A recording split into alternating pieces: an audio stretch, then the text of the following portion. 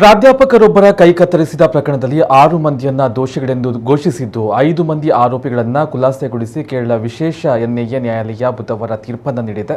MK Nasser, ಸಾಜಿಲ್, Najeeb, MK Naushad, ಪಿಪಿ ಮೊಹಮ್ಮದ್ ಕುಂಜು ಮತ್ತು PM Ayub ಅವರನ್ನ ತಪ್ಪಿತಸ್ಥರು ಎಂದು ನ್ಯಾಯಾಲಯ ಘೋಷಿಸಿದೆ. ಇವರೆಲ್ಲರೂ ನಿಷೇಧಿತ ಇಸ್ಲಾಮಿಕ್ ಸಂಘಟನೆ ಪಾಪ್ಯುಲರ್ ಫ್ರಂಟ್ ಆಫ್ ಇಂಡಿಯಾ ಸದಸ್ಯರಾಗಿದ್ದಾರೆ. ಕೇರಳದ ಇಡುಕ್ಕಿ ಜಿಲ್ಲೆಯ ತೋಡುಪುಳದ ನ್ಯೂಮಲೆನ್ನಿಜ್ನ ವಾಣಿಜ್ಯ ವಿಭಾಗದ ಪ್ರಾಧ್ಯಾಪಕ ಪ್ರೊಫೆಸರ್ ಡಿ.ಜೆ. ಜೋಸೆಫ್ ರವರ ಕೈಯನ್ನು 2010 ಜುಲೈ 4ರಂದು ಕತ್ತರಿಸಲಾಗಿತ್ತು. ಬಿಕಾಂ ಸೆಮಿಸ್ಟರ್ ಪ್ರಶ್ನೆ ಪತ್ರಿಕೆಯಲ್ಲಿ ಧಾರ್ಮಿಕ ಭಾವನೆಗೆ ಧಕ್ಕೆ ಉಂಟು ಮಾಡುವ ರೀತಿಯಲ್ಲಿ ಪ್ರಶ್ನೆ ಕೇಳಲಾಗಿದೆ ಎನ್ನುವ ಆರೋಪದ ಮೇಲೆ ಈ ಕೃತ್ಯವನ್ನು ಎಸಗಲಾಗಿತ್ತು. ಪ್ರಕರಣಕ್ಕೆ ಸಂಬಂಧಪಟ್ಟಂತೆ 2015 ಮೇ 1ರಂದು 13 ಮಂದಿಯನ್ನ ಅಪರಾಧಿಗಳೆಂದು ಪರಿಗಣಿಸಿ ಎನ್ಐಎ ವಿಶೇಷ ನ್ಯಾಯಾಲಯ ಆದೇಶವನ್ನು ನೀಡಿತ್ತು. ಇದೇ ಪ್ರಕರಣದಲ್ಲಿ ಭಾಗಿಯಾಗಿದ್ದಾರೆ ಎನ್ನಲಾದ ಇತರ 18 ಮಂದಿಯನ್ನ ಸೂಕ್ತ ಸಾಕ್ಷ್ಯಾಧಾರಗಳು ಇಲ್ಲ ಎಂಬ ಕಾರಣಕ್ಕೆ ನ್ಯಾಯಾಧೀಶ ಪಿ ಶಶಿಧರನ್ ಅವರು ಖುಲಾಸೆಗೊಳಿಸಿದ್ರು.